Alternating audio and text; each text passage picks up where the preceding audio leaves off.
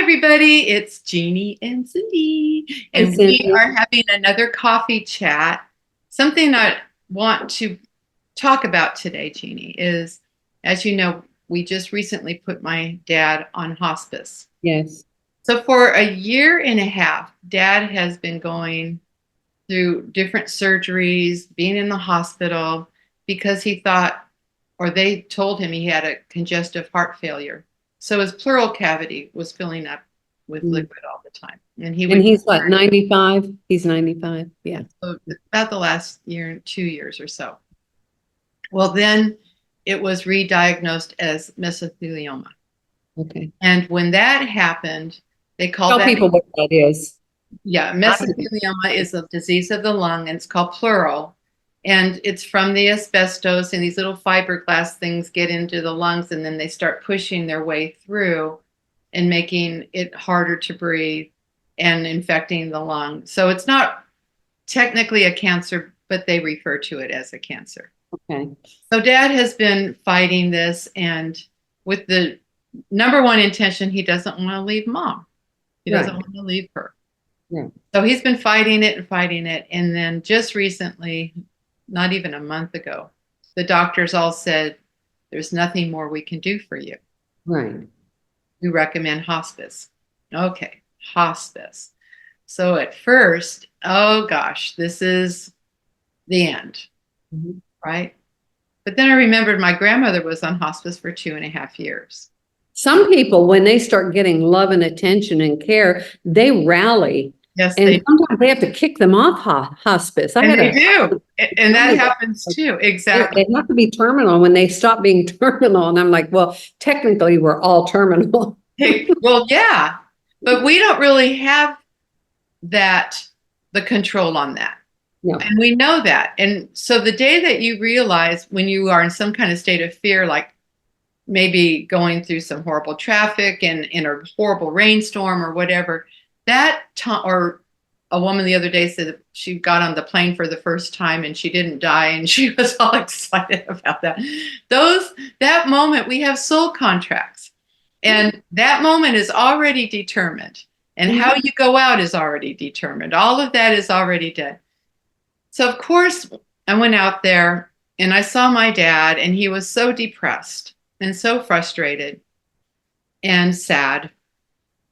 And the dialogue at first was, I might not even make it to your mom's birthday, which was 5 days from when I got there.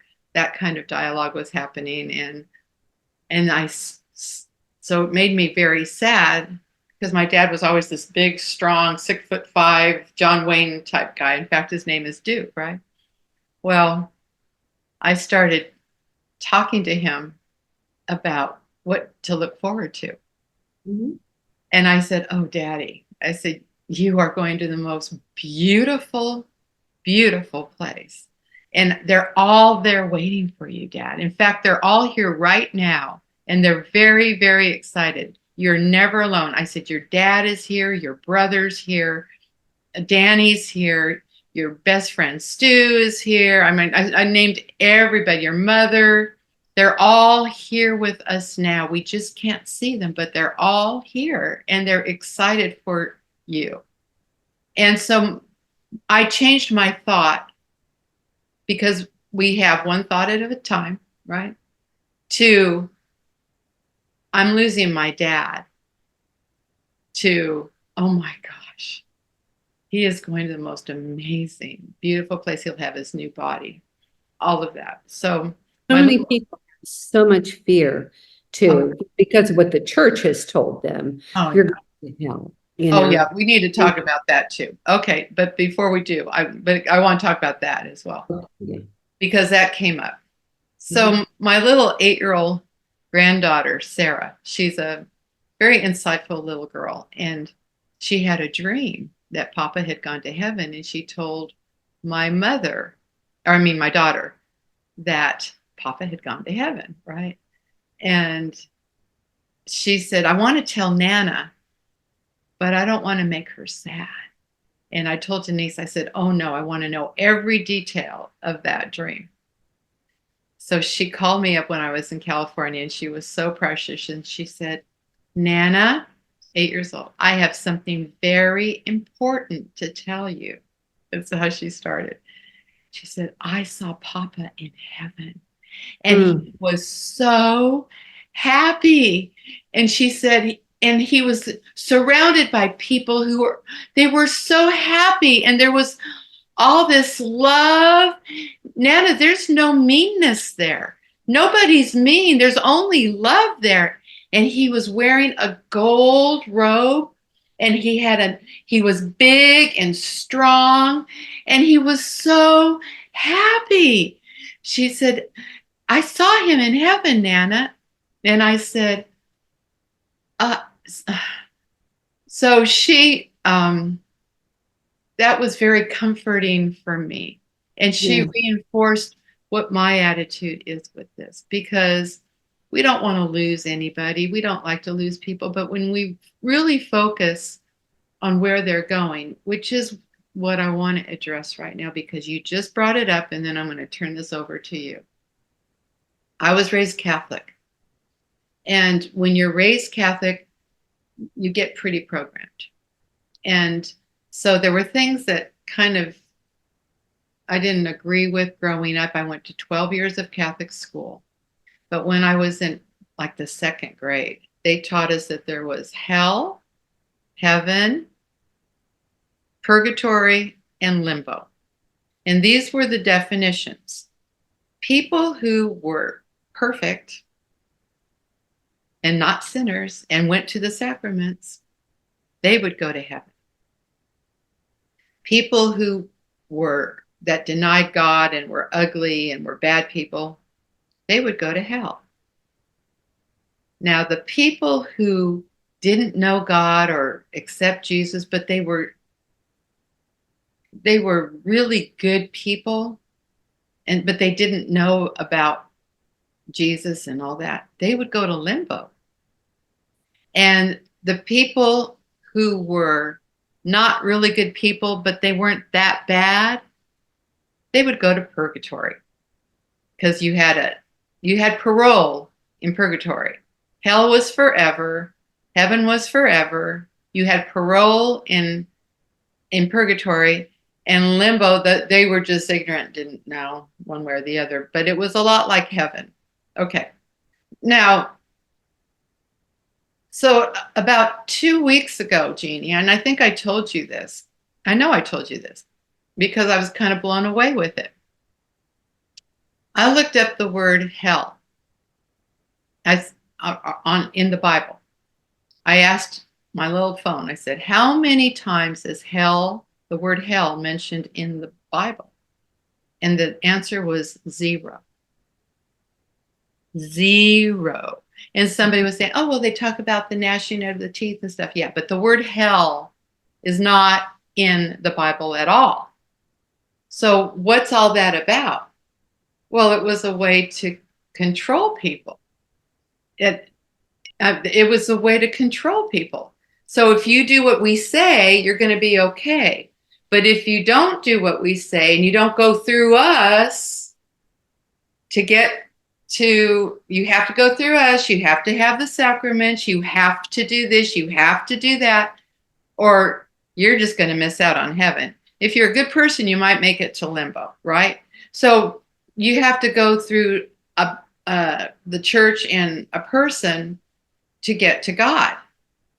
Okay, does anything sound a little weird here? Okay, so I'm just because when we wake up and we're self-realized and we understand that we are powerful divine beings and that we are so loved unconditionally.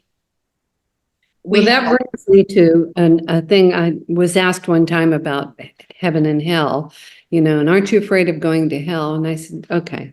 I said, I'm a parent, and I'm an imperfect parent, but I love my son perfectly. But let's just say, because I came from a family of 6 children, and my dad was Pentecostal. So, you Catholics have nothing on us, You talk about scary, but anyhow, I said, it would be like having a number of children and sitting each one down separately. And so you come over here and you tell this one, this is how you get to heaven, this is whatever. And then you go to the other one, you tell them something totally different or just a little bit different. And then the other one, you tell them something, so they all think these are the religions, okay, of all the rules. And then at the end, you say, you know what? You got it wrong. He got it right. But the rest of you, I'm going to put you in a box. I'm going to keep you alive. I'm going to set you on fire and torture you for the rest of your life. Yeah. That Now, I doesn't, don't know about you, but that would be an insane God. no. And I would never serve a God like that. No, God is love. No. And would you? God is love. And that was the teachings. Let's talk about Jesus, the man. His name was Joshua. And there's some really, the story is, there's another story out there that he went with Joseph of Arimathea, who was his uncle. He traveled the world and he learned from different religions and different spiritual teachings. The Beatitudes Training, everything, yes. are Buddha. And he went back to his people and said, hey, everybody, this God is love. Right. And They had to kill him.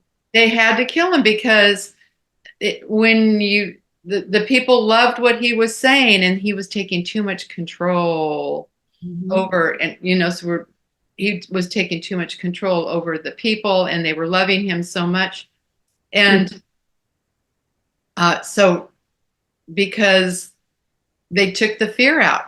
Well, that's I want to tell you a quick story. I have a friend.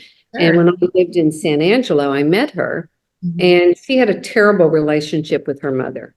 In fact, we went to an estate sale one time, and she wandered in, and I saw her over there talking to this woman, and the woman just looked, and we left, and she said, that was my mom. I was like, what? I mean, I couldn't believe that she wouldn't introduce me, and but anyhow, they had a terrible relationship. So when her mom was sick and in the hospital and dying, she was terrified to die, terrified. The mother was? Yes, the mother was. And so my friend and her husband went back to Dallas, and the mom was still in the hospital, and they got a call from the hospital saying, your mother code blue, she had a heart attack and she died, but we resuscitated her and you should come back out. So they zoomed back out, to San Angelo, like 3.5 hours away. And they walked in her room and she was transformed. She was laughing. She, come on in here. It's a party. And she was like, what? And she had never done this. And she said, you know what? She said, I died. I went to the other side and I can't wait to get back there. It was fun. That's a story, and that's a true story. I love that. It's the truth, and you've heard it. The truth will set you free, and somebody once said, yeah, but first it'll piss you off.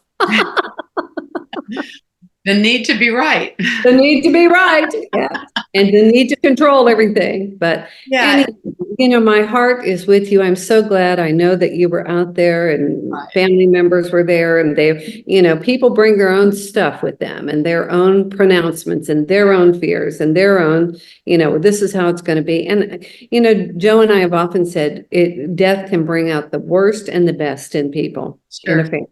Yeah. Well, I will say that there was a lot of family that came when he first started on hospice, a lot of family.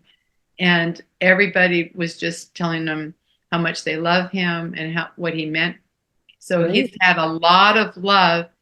So what's happened is the dialogue went from, any day now. And now he gets on the bike and rides 2 miles every day.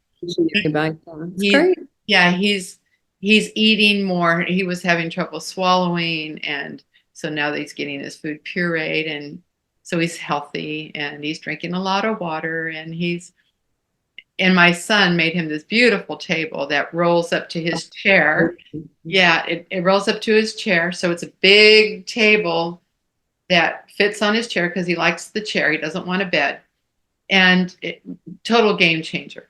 So now he's like, I can do this. I can do this. And so it's been a beautiful experience, very beautiful experience. But so We all face it at some time, but thank you for sharing your experience. yeah. So the message here is, folks, is if there's somebody that you know that Mhm. is on the threshold of heaven, Mhm. just be happy for them, because they're going to a wonderful place and you will join them. And you will also, I told Daddy also, I said, now when you come visit me, because I know you will, make sure you give me a strong sign, some Mhm. strong sign, so I know you're with me, because I know you'll probably be with me all the time. So anyway, there it is. Thank you. Thank you. This has been a great and encouraging conversation, and I appreciate you sharing your stories. Thank Thank you. Okay. I love you. you.